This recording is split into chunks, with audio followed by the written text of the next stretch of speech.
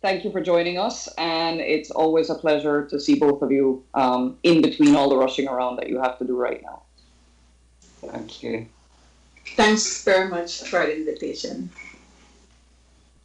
Very well, Dr. Bear.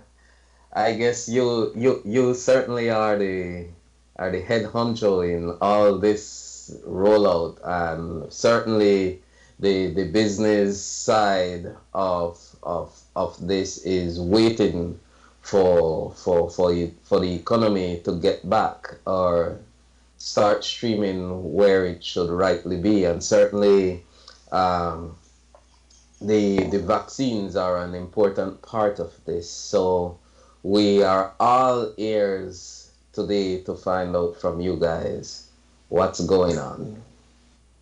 Okay, well, I can start. Well, it's actually a team. We have a team, several teams at national level, and at district level, we have teams also organizing the distribution and the vaccination campaign.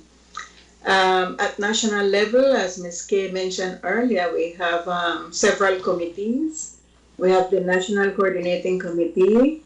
Their responsibility is to assist the Ministry of Health with the oversight of the implementation of the plan and help us to focus on the communication aspect of the vaccination campaign. We have the NITAG. Dr. Cole is a member. The NITAG is an independent committee. It's a group of specialists, and their responsibility is to review the evidence that is coming out related to COVID-19 vaccines and make recommendations to the Ministry of Health. The chairperson from the National Coordinating Committee is Bishop Philip Wright, representing the Council of Churches. The deputy chair is Ms. Kay Menzies, who has invited us today to this radio program. For the NITAG, the chairperson is Ms. Lydia Turton. She is a pharmacist, and she's in charge of the pharmacy department at University of Belize. We have also the National Technical Working Group, which is the technical team from the Ministry of Health with direct responsibility for the implementation of the plan. And then we have a communications team. It's a group of volunteers putting together the communication plan, which is being implemented also. And we have the, talking about vaccines, surveillance committee or national surveillance committee that will focus on specifically on the adverse events associated with immunization. That's the setup that we have. And then at district level, we have the local teams that are coordinating and making our preparations for a successful vaccination campaign. You all are familiar with the launch that was done on the 1st of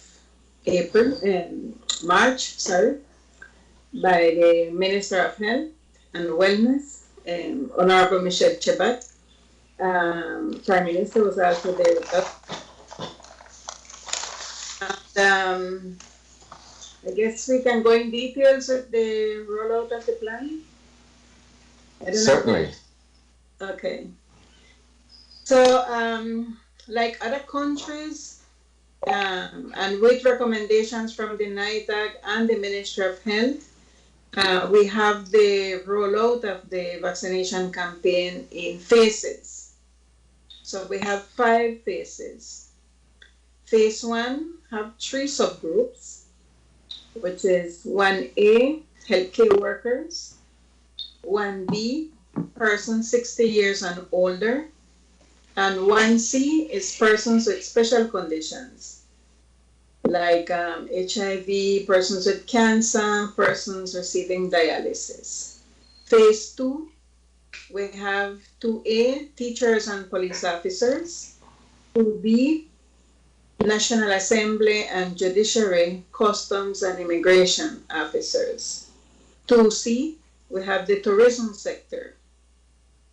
And then we have phase 3, 3A is BDF, Coast Guard, Fire Service. 3B, persons with comorbidities. 3C, Red Cross, utility workers. And in utility workers, we're talking about those providing water services, light, cable, banks, telephone companies. Then we have phase 4. 4A is all other public officers, and 4B is transportation workers. For the group 5 would be persons 18 to 59 who did not fit in any of the groups 1 through 4. And the way how we have the plan set out is that we go phase by phase. You all are aware that last week we received a donation from the people and government of Barbados, 1,000 doses. So group 1A, healthcare workers were targeted, and we could not administer all in a day or in 2 days because we had to spread out the healthcare workers so that if we have persons with side effects that are expected from the vaccine, like flu-like symptoms, expecting that some may call in sick, then we had to spread it out throughout the week. Okay.